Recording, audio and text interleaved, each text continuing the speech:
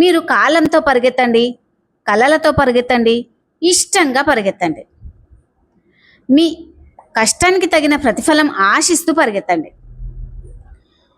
అంటే సంపాదన వైపు పరిగెత్తండి. ఖచ్చితంగా మీరు అనుకున్న గమ్యాల వైపు చేరుకుంటారు. ఆర్థిక లాభాలు అందుకుంటారు. కృషితో నాస్తి దుర్భిక్షం అన్నారు పెద్దలు. అంటే కష్టపడి పనిచేసే వారికి దేనికి లోటు ఉండదని అర్థం. సుభిక్షంగా ఉంటారని అర్థం. ఇష్టంతో పనిచేయడం. అవును, ఇది ఇష్టంతో పనిచేయడం. మీరు ఎంతో ఇష్టంతో మీ చదువును పూర్తి చేసి మీరు అనుకున్న రంగంలో ప్రవేశించారు. కానీ ఒక 2-3 సంవత్సరాల తర్వాత అదే ఉద్యోగం కష్టం అనిపిస్తుంది. ఎందుకంటే ఇష్టంలో ప్రేమ కనిపిస్తుంది, కష్టంలో బాధ కనిపిస్తుంది. ఒత్తిడి పెరిగినప్పుడే బాధగా ఉండి అది ఇబ్బందిగా మారుతుంది. మీరు ఏ పని చేసినా తృప్తిగా చేయండి. అంత కష్టపడినా సరే ఒక్కొక్కసారి నేను అనుకున్న లాభం రాలేదు, తక్కువ డబ్బులు వస్తున్నాయి అని మీకు అనిపించినా సరే ప్రయత్నాన్ని మాత్రం ఆపకండి. ఎందుకంటే ప్రయత్నం ఒక్కసారి ఆపితే ఫలితం ఆగిపోతుంది.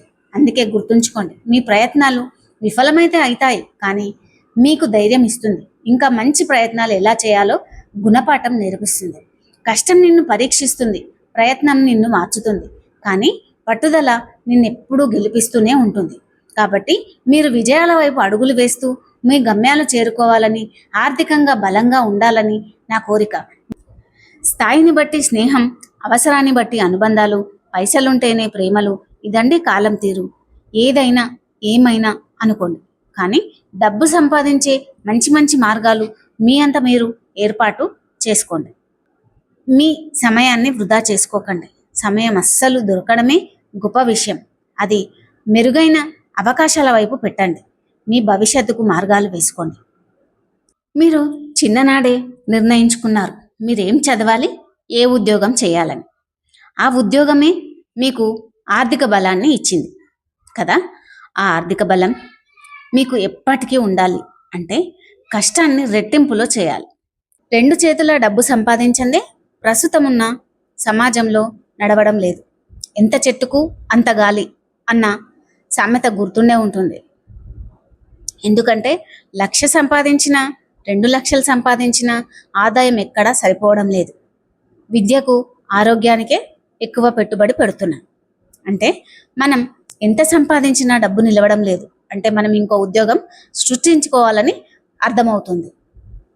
కష్టపడి ఇష్టంతో తీసుకున్న మీ ఉద్యోగంతో పాటు మరేదైనా వెసులుబాటును చూసుకోండి, లేదా ఇంకా ఆర్థిక ఇబ్బందుల్లో పడిపోతారు.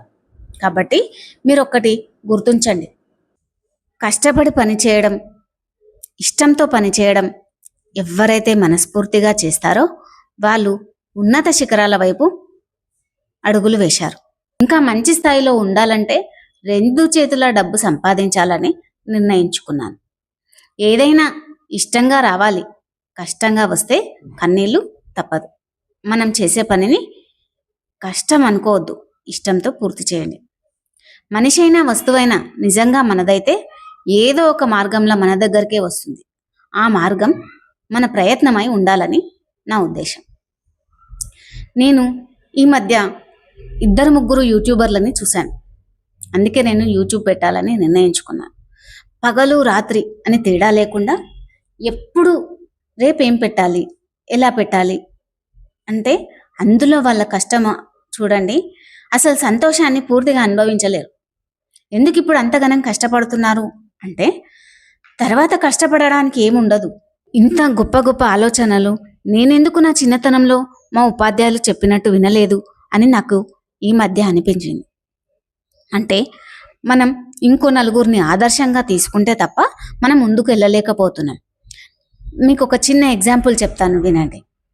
చెస్ ఛాంపియన్ గుకేష్ గురించి మీరు ఎప్పుడైనా విన్నారా? చెస్ ఛాంపియన్ గుకేష్ ఆడేటప్పుడు అతని ఆట పూర్తయిన తర్వాత తన కాయిన్స్ ముందు ఎలా పెట్టి ఆడాడో తిరిగి అదే స్థానంలో పెట్టి ఆటను ముగిస్తాడు. ఎందుకంటే తను శ్రమనే నమ్ముకొని బతుకుతున్నాడు. ఆ పనే దైవం కాబట్టి యథాస్థానంలో ఉంచి తిరిగి అక్కడి నుంచి వెళ్ళిపోతాడు. అతడు తన పనికి గౌరవం తానే కల్పించుకున్నాడు. ఇప్పుడున్న సమాజంలో డబ్బుకే విలువ ఉంది. నేను యూట్యూబర్లో చాలా మందిని చూశాను. వాళ్ళు చెప్పిన మాటని బట్టి నాకు అర్థమయ్యింది ఏంటి అంటే ప్రపంచమంతా డబ్బు చుట్టే ఉంది. ఇప్పుడు వయసులో ఉన్నప్పుడు ముందే అనుకున్న విధంగా సంపాదించుకోవాలి. తర్వాత సంపాదించే మార్గాలు ఇలా ఉండకపోవచ్చు, నూతనంగా మారిపోవచ్చు, నేను దాన్ని రీచ్ అవ్వలేకపోవచ్చు అనే వాళ్ళ మాటల్లో నాకు కొంత జ్ఞానోదయం అయింది. అలా మీరు కూడా ఇంకా ఇంకా కష్టపడాలంటే కొత్త కొత్త విధానాలతో మీరు అనుకున్న మార్గాలలో పయనించండి. మీకు వచ్చిన పనిని నూతన విధానంలో ఎలా చేయాలో నేర్చుకొని ప్రయత్నించండి. నేను మా ఉపాధ్యాయుల చెప్పిన విషయాన్ని ఆచరణలో పెట్టలేకపోయానే అని మరోసారి అనిపించింది. ఎందుకంటే ప్రపంచమంతా డబ్బే, డబ్బు లేదే మనిషికి విలువ లేదు అనేది తెలుసుకుంటున్నాం. మీరు ఏదైనా ఒక ఫంక్షన్కి వెళ్ళినప్పుడు మీ స్నేహితుల పలకరింపులో కానీ, మీ స్నేహితులలో భిన్న భిన్నంగా పలకరింపుల విధానంలో కానీ మీరు చూసే ఉంటారు. అది మీ మనసుకు చివుక్కుమని అనిపించి ఉండవచ్చు. ఒక ఉదాహరణ చెప్తా వినండి. మీరు పల్లెటూరులో వ్యవసాయం చేసుకునే అన్నదమ్ములకు ఇచ్చే మర్యాద, ఒక సాఫ్ట్వేర్ ఎంప్లాయీ అదే కుటుంబంలో ఉన్న వ్యక్తి సడన్గా ఊరికొస్తే ఇచ్చే మర్యాద రెండు చాలా భిన్నంగా ఉంటాయి. ఇప్పుడున్న పరిస్థితిలో సమాజం అలాగే ఉంది. అందుకని మీరు అనుకున్న దాన్ని ఆలోచించి అడుగులు వేయండి. కష్టంలో ఉన్నప్పుడు నీతో ఉండేవాడిని, కష్టం ఉన్నప్పుడు వదిలి వెళ్ళిన వాడిని, కష్టపెట్టినోడిని బాగా గుర్తుపెట్టుకోండి. ఎందుకంటే మీరు సమయంతో పాటు డబ్బుతో పాటు పరిగెత్తి డబ్బు సంపాదించి మీ సమాధానంగా వాళ్ళకు కనిపించినప్పుడు వాళ్ళ మనసుకి వారు చేసిన తప్పు కనిపించాలి. అందుకే బాగా కష్టపడి చాలా సంపాదించుకొని మీ జీవితాన్ని మంచి మార్గంలో ఉంచుకోండి. డబ్బే అన్నింటికీ మూలం. మీ సంపాదనే మీకు విలువను, గౌరవాన్ని తెచ్చిపెడుతుంది. మీ జీవితంలో జరిగిన సంఘటనలు కానీ లేదా మీరు నాతో మాట్లాడాలనుకున్నా కానీ ఈ కింద కామెంట్స్ రూపంలో తెలపండి. మీ మంచి మంచి కామెంట్సే నన్ను ఇంకా ముందుకు నడిపిస్తాయని ఆశిస్తున్నాను. మీ మేధా ఎస్ఆర్ క్రియేషన్స్. లైక్ చేయండి, షేర్ చేయండి, సబ్స్క్రైబ్ చేయండి and press the bell icon. Thank you all.